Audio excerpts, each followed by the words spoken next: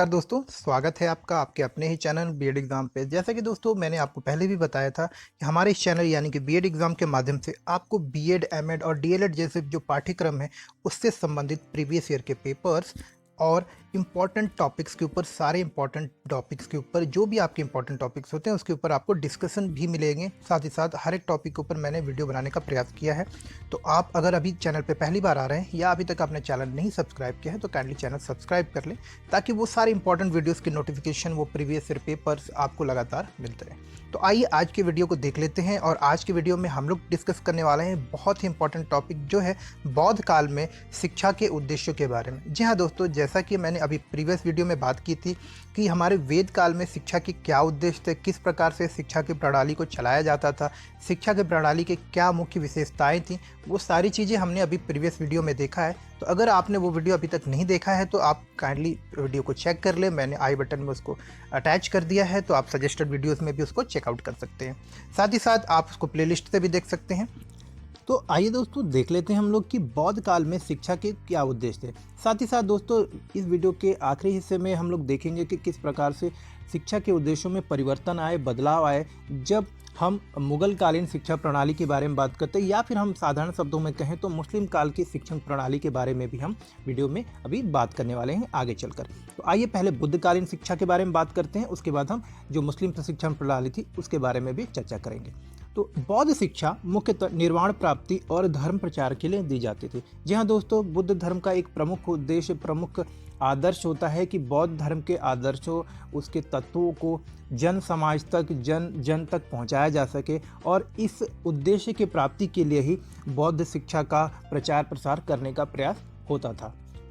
जिस प्रकार प्रत्येक ब्राह्मण की कामना होती है मोक्ष प्राप्त करने की। जी हाँ दोस्तों, जैसे हिंदू धर्म में यह प्रचलित है कि हर एक ब्राह्मण व्यक्ति मोक्ष प्राप्त करना चाहता है अपने जीवन में, इसी तरह से बुद्ध धर्म में भी आपके निर्वाण प्राप्त करना प्रत्येक बौद्ध भिक्षु, और या तो कहें कि आप प्रत्येक बौद्ध भिक्षु या भिक्षुणी या फिर प्रत्येक बौद्ध व्यक्ति की जीवन का लक्ष्य होता है कि वो अपने जीवन में निर्वाण को प्राप्त करे। विहारों में विद्यार्थियों को भगवान बुद्ध के उपदेशों से परिचित कराया जाता था और उन्हें धर्म प्रसार के लिए प्रोत्साहित किया जाता था।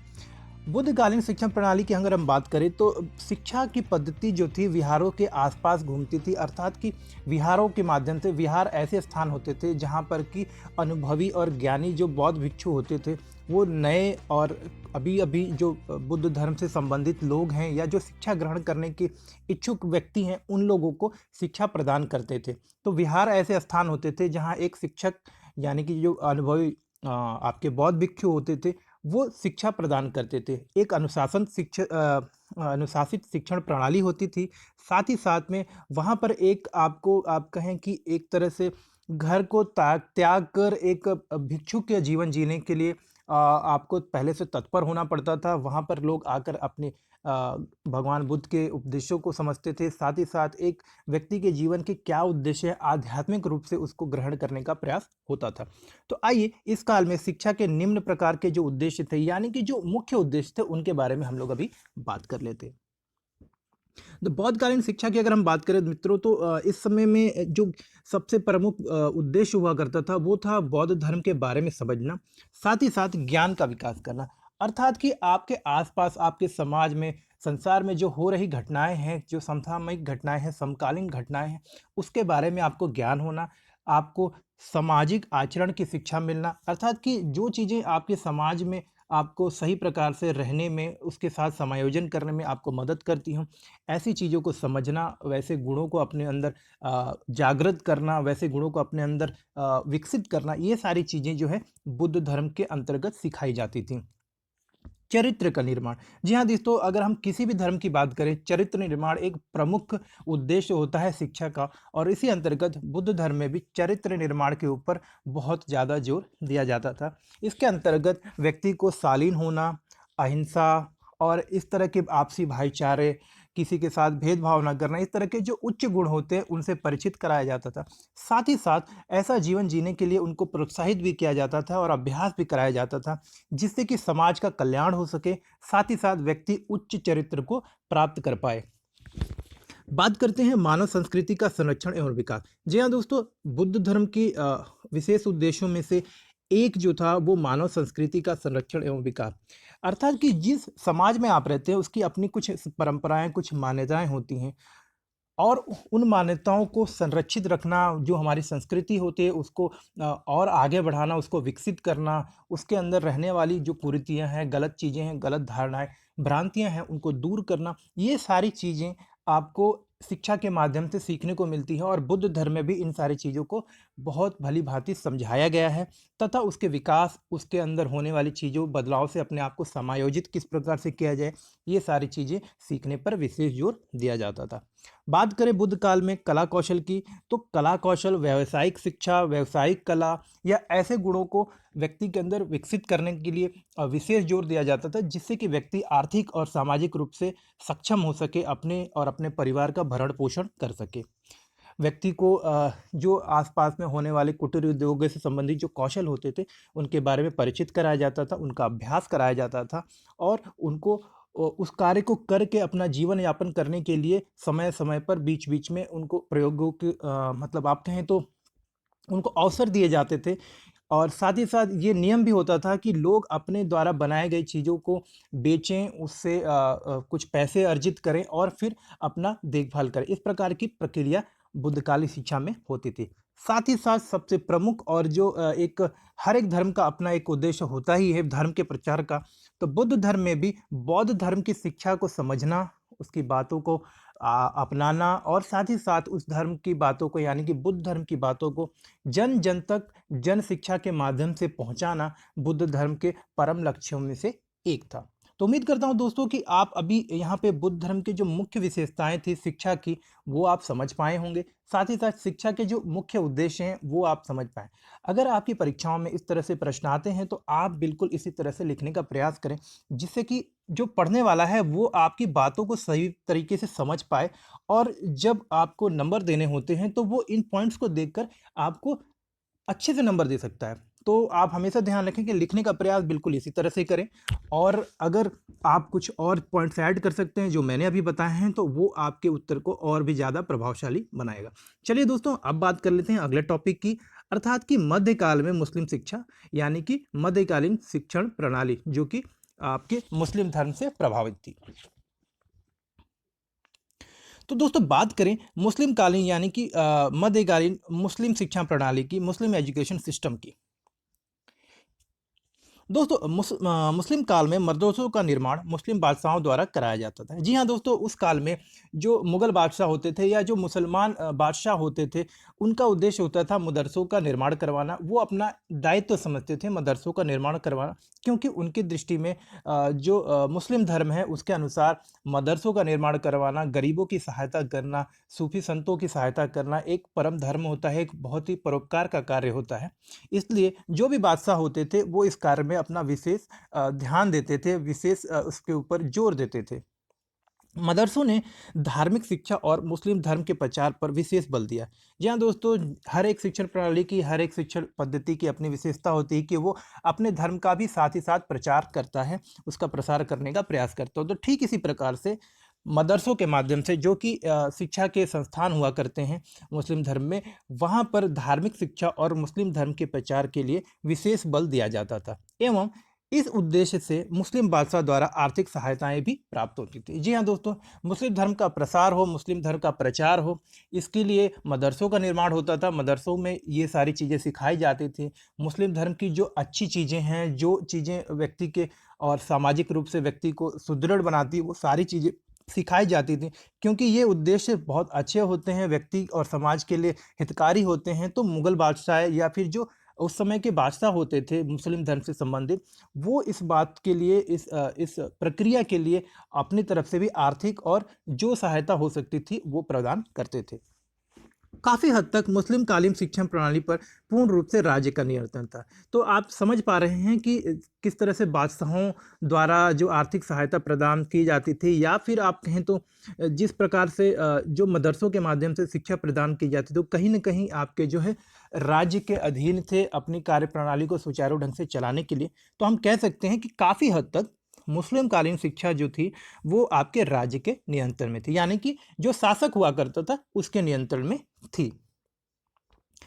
अब हम बात करें इन मदरसों की, तो इन मदरसों की मुख्य विशेषता थी कि यहाँ पर निःशुल्क शिक्षा प्रदान की जाती थी एवं मदरसों में भोजन की भी व्यवस्था होती थी। जी हाँ दोस्तों, ये एक इम्पॉर्टेंट पॉइंट है कि मदरसों में जो है आपको शिक्षा जो प्रदान की जाती थी वो निःशुल्क हुआ करती थी। साथ ही साथ जो वहाँ पे बच्चे या छात्र या जो भी लोग वहाँ पे शिक्षा ग्रहण करने आते थे, उनके लिए भोजन की भी व्यवस्था होती थी। जी हाँ दोस्तों, उनके लिए भोजन की भी व्यवस्था होती थी और शिक्षा जो है निःशुल्क होती है।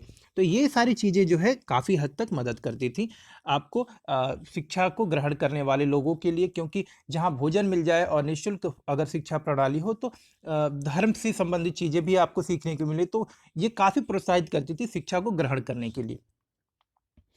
अब बात करते हैं दोस्तों, मुस्लिम काल में शिक्षा चलाने के लिए बादशाह मदरसों को सहायता प्रदान करते थे और वे इसे पवित्र मानते थे और अपना धर्म मानकर मदरसों के लिए आर्थिक सहायता प्रदान करते थे। जी हाँ दोस्तों, जैसा कि अभी हमने बात की कि मुगल काल में या फिर मुस्लिम कालीन जो बादशाह होते थे, उनके लिए मदरसों की सहायता करना और उसको आर्थिक सहायता प्रदान करना, मदरसों का निर्माण करवाना, वो उनके लिए एक धार्मिक कार्य होता था और इसलिए वो इस कार्य को बढ़ चढ़कर करवाते थे।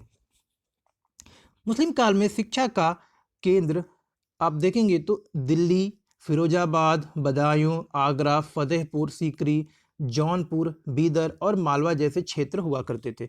जी हाँ दोस्तों, ये कुछ प्रमुख शिक्षा के क्षेत्र थे जहाँ से मुस्लिम शिक्षा प्रणाली को बल मिलता था, जहाँ पे कि आपके इससे संबंधित शिक्षक और मदरसों का निर्माण किया गया, जहाँ पे कि धर्म के प्रचार के संबंध में तथा मुस्लिम धर्म से संबंधित जो उच्च गुण होते हैं उनको सिखाने पर विशेष जोर दिया जाता था। मुस्लिम धर्म के अनुसार धार्मिक शिक्षा ही उत्तम शिक्षा मानी जाती है, इसलिए मुस्लिम कालीन शिक्षा में जन शिक्षा पर विशेष बल दिया जाता था। जी हाँ दोस्तों, ये बहुत ही महत्वपूर्ण बात है कि जो मुस्लिम धर्म के अंतर्गत धार्मिक शिक्षा को एक उत्तम शिक्षा मानी जाती है, इसलिए मुस्लिम कालीन शिक्षा में जन शिक्षा पर भी विशेष बल दिया गया। मतलब ये कि मुस्लिम धर्म होता है, यहाँ पर धर्म के बारे में समझना, धर्म का प्रचार करना तथा धर्म की जो अच्छी बातें हैं हर एक व्यक्ति को बताई जाए, ताकि समाज का भी विकास हो। साथ ही साथ अगर समाज का विकास होगा तो व्यक्तिगत रूप से व्यक्ति का विकास होता है और राष्ट्र का भी विकास होता है। इन सारी चीज़ों को समझते हुए धर्म के प्रचार पर विशेष जोर दिया गया और इसके लिए हर एक व्यक्ति को शिक्षित किया जाए, इस पर भी विशेष जोर दिया जाता था। इसके लिए विशेष प्रयास किए जाते थे। तो इन सारी चीज़ों को हम लोग अभी और विशेष ढंग से समझ पाते हैं, क्योंकि जन शिक्षा के माध्यम से ही मुस्लिम धर्म एवं मुस्लिम संस्कृति का प्रचार प्रसार करना संभव था। जैसा कि मैंने आपको बताया, क्योंकि जन शिक्षा के माध्यम से हर व्यक्ति को मुस्लिम धर्म की अच्छी जो बातें हैं, जो मुस्लिम धर्म के जो विशेषताएं हैं उससे परिचित कराया जा सकता है। साथ ही साथ उससे काफ़ी हद तक बहुत सारे लोगों को इसलिए प्रोत्साहित भी किया जा सकता था कि अगर अच्छा लगे या आप मानते हैं तो आप धर्म को अपने आप को मुस्लिम धर्म को अपने आप में समाहित करें, मुस्लिम धर्म को आप ग्रहण करें। इन सारी चीज़ों के लिए भी धार्मिक शिक्षा और साथ ही साथ जन शिक्षा का प्रसार और प्रचार करना आवश्यक था। मुस्लिम काल में सभी के लिए शिक्षा की व्यवस्था थी। ये एक बहुत ही महत्वपूर्ण बात है दोस्तों कि मुस्लिम काल में शिक्षा की प्रणाली, जैसा कि हमने पहले ही बताया था आपको कि मुस्लिम काल में शिक्षा की प्रणाली जो थी वो निःशुल्क थी, भोजन की व्यवस्था थी और साथ ही साथ हर एक व्यक्ति के लिए शिक्षा की व्यवस्था की गई थी। अब देख लेते हैं दोस्तों मुस्लिम काल में शिक्षा की कुछ जो मुख्य विशेषताएं थी उनके बारे में।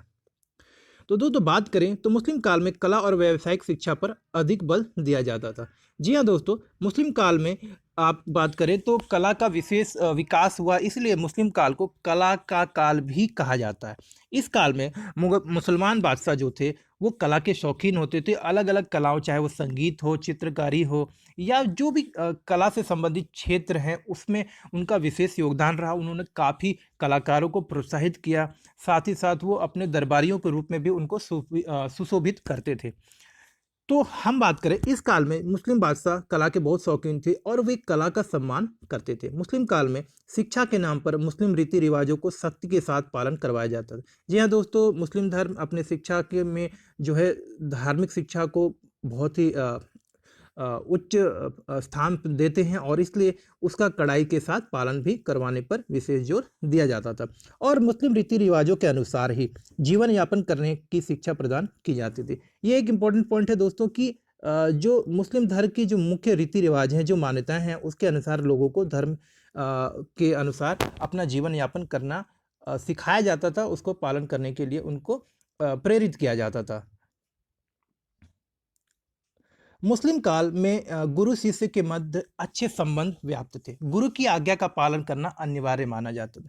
जी हाँ दोस्तों, हर एक शिक्षण प्रणाली में एक गुरु और शिष्य होते हैं, शिष्य होते हैं, और गुरु और शिष्य के बीच में संबंध मधुर होना एक किसी भी शिक्षण प्रणाली की सफलता का राज होता है। तो इसी तरह से मुस्लिम कालीन जो शिक्षण प्रणाली थी, यहाँ पर भी गुरु और शिष्य के बीच में जो है आपके एक मधुर संबंध हुआ करते थे। मधुर संबंध स्थापित करने के ऊपर विशेष जोर दिया जाता था।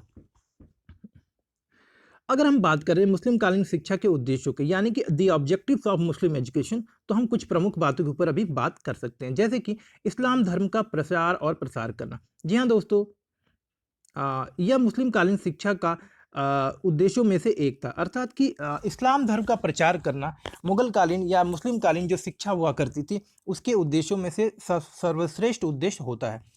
इस काल में यानी कि मुस्लिम कालीन शिक्षण के समय में मदरसों द्वारा भी इस कार्य को प्राथमिकता और मुख्य स्थान दिया जाता था। अर्थात दोस्तों कि जब धर्म का प्रसार और प्रचार करने के लिए मदरसों का प्रयास किया जाता था, मदरसों द्वारा प्रयास किया जाता था, साथ ही साथ इस समय में यानी कि मुस्लिम कालीन जो समय था, मध्यकालीन जो समय था, इस समय में धर्म की शिक्षा, मुस्लिम धर्म की शिक्षा अगर विशेष रूप से कहें तो उसके ऊपर विशेष जोर और मुख्य प्राथमिकता दी जाती थी।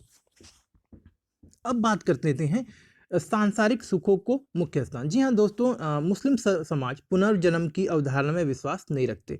जी हाँ दोस्तों, मुस्लिम धर्म में पुनर्जन्म की जो बातें होती है, यानी कि व्यक्ति का दोबारा से जन्म होता है, जैसा कि हिंदू धर्म में प्रचलित है या अन्य धर्मों में भी प्रचलित है, मुस्लिम धर्म में इस बात की पुष्टि नहीं करते, ना इस बात की जो है वो आप कह सकते हैं इस धर्म बात को वो नहीं मानते हैं, और उनके अनुसार इसी जन्म में सभी सुखों को प्राप्त कर लेना चाहिए। तो मुस्लिम धर्म में सांसारिक सुखों को प्राप्त करने को एक महत्वपूर्ण स्थान दिया गया। व्यक्ति को इसी जन्म में जितने सारे सुख होते हैं या जो सुविधाएं उपलब्ध होनी चाहिए उनको प्राप्त करने का प्रयास करना चाहिए, और इसी उद्देश्य से बच्चों को जो मदरसों में शिक्षा प्रदान की जाती थी वो भी सिखाई जाती, ताकि वो सक्षम हो सके, आर्थिक रूप से कुशल बने, ताकि जो सांसारिक सुख उनको भोगने हैं या जो उनको उपलब्ध होने चाहिए वो उनको उपलब्ध कर सके। ज्ञान का विकास। हजरत मोहम्मद साहब ज्ञान को परम उपलब्धि मानते थे और वो ज्ञान को ही मनुष्य की सभी समस्याओं से मुक्ति का साधन मानते थे। जी हाँ दोस्तों, ये बहुत ही इंपॉर्टेंट पॉइंट है कि हजरत मोहम्मद साहब द्वारा जो है ज्ञान को परम उपलब्धि मानते थे, अर्थात कि हर एक व्यक्ति के जीवन में ज्ञान का एक बहुत ही महत्वपूर्ण स्थान होता है, और इसके माध्यम से वह अपनी सारी समस्याओं का समाधान कर सकता है, अपने आप को आर्थिक रूप से सक्षम बना सकता है, अपने आप को समाज के योग्य बना सकता है। देश प्रेम की भावना। जी हाँ दोस्तों, अगर हम बात करें तो मुस्लिम धर्म में, मुसलमान धर्म की जो शिक्षण प्रणाली है उसमें देश प्रेम के ऊपर विशेष जोर दिया जाता है। मुसलमान भारत में तब नए-नए आए थे, अर्थात कि अगर हम बात करें मध्यकालीन मुस्लिम समाज की, तो उस समय की बात करें तो मुसलमान उस समय भारत में नए-नए आए थे। इसी कारण वह हिंदुओं को देश के प्रति वफादार रहने की शिक्षा पर अधिक बल देते थे। अर्थात कि वो चाहते थे कि अगर हम मुसलमान देश के शासक हैं और हिंदू जो कि दूसरे धर्म से हैं, अगर उनको हमारे प्रति वफादार बनाना है तो उनको देश की प्रति प्रेम की भावना को विकसित करना पड़ेगा, यानी कि जो भी व्यक्ति समाज में रह रहे हैं उनको अपने राजा के प्रति तथा देश के प्रति वफादार बनने की शिक्षा दी जाए, जिससे कि देश में शासन करना आसान हो पाए, साथ ही साथ आपसी भाईचारा भी बन सके। व्यावसायिक शिक्षा। जी हाँ दोस्तों, मुस्लिम काल में व्यावसायिक शिक्षा को विशेष महत्व दिया जाता था, क्योंकि व्यावसायिक शिक्षा के माध्यम से व्यक्ति अपने आप को आर्थिक रूप से और सामाजिक रूप से सक्षम बना सकता है। साथ ही साथ व्यावसायिक शिक्षा व्यक्ति के अंदर छुपी हुई निहित कौशलों को भी विकसित करता है, उन गुणों को विकसित करता है, जिससे कि वह उसके अंदर की क्रियात्मकता, सृजनात्मकता और सृजनशीलता जो जैसे गुण होते हैं वो विकसित होते हैं, और व्यक्ति अपने अंदर छुपी प्रतिभा को निखारता है। वो कुछ नई चीज़ें सीखता है और समाज के लिए और अपने आप के लिए भी कुछ उत्पादक कार्य करता है। तो उम्मीद करता हूँ दोस्तों कि ये सारी चीज़ें आपको भली-भाँति समझ में आ गई होंगी, और ये पॉइंट्स अगर आप अपनी परीक्षाओं में लिखते हैं तो मैं उम्मीद करता हूँ कि आपको अच्छे अंक अवश्य मिलेंगे। तो आप कोशिश करें इन पॉइंट्स को ज़रूर अपने उत्तर में डालने का, और इसके अलावा भी बहुत सारे ऐसे अच्छे पॉइंट्स होंगे जो आपको भी पता हैं, तो आप उनको भी समाहित करें अपने उत्तरों में, ताकि आपके जो उत्तर हैं वो अच्छे बने, और साथ ही साथ में जब भी आपके उत्तर आपके जो जो भी जाँच करता हो परीक्षा में, जो भी आपके क्वेश्चंस को देखते हैं, उनको लगे कि हाँ, बच्चे को विषय का ज्ञान है, साथ ही साथ इसका प्रस्तुतिकरण भी काफ़ी अच्छा है। तो दोस्तों इस छोटी-सी सूचना के साथ ही साथ मैंने प्रयास किया है कि आपको मैं इस दोनों चीज़ें अच्छे से बता पाऊँ। अगर कहीं कोई गलती रह गई हो तो उसके लिए माफ़ी चाहूँगा, कुछ फीडबैक हो, कुछ सजेशन हो, तो बिल्कुल आप मुझे दे सकते हैं। मैं आपका दोस्त बीएड एग्ज़ाम के माध्यम से आपको ये सारे इन्फॉर्मेशन शेयर करने का प्रयास करता रहता हूँ। तो इसी क्रम में अगर आपको कुछ भी अच्छा लगता है तो आप वीडियो को लाइक कर सकते हैं, और अभी तक अगर आपने चैनल नहीं सब्सक्राइब किया दोस्तों तो आप चैनल सब्सक्राइब कर लें, क्योंकि बीएड एमएड जैसे जो भी शिक्षक पाठ्यक्रम हैं, यानी कि शिक्षा संबंधित जो आप बीएड एमएड जैसे कोर्सेज को अगर कर रहे हैं तो उससे संबंधित सारे इंपॉर्टेंट टॉपिक्स के पूरे वीडियो और प्रीवियस ईयर पेपर्स आपको यहाँ पर इस चैनल के माध्यम यानी कि बीएड एग्जाम पे आपको मिलते हैं। तो मिलते हैं दोस्तों हम लोग फिर अगले वीडियो में। तब तक के लिए नमस्कार। आप अपना और अपने परिवार वालों का ध्यान रखें। नमस्कार, धन्यवाद।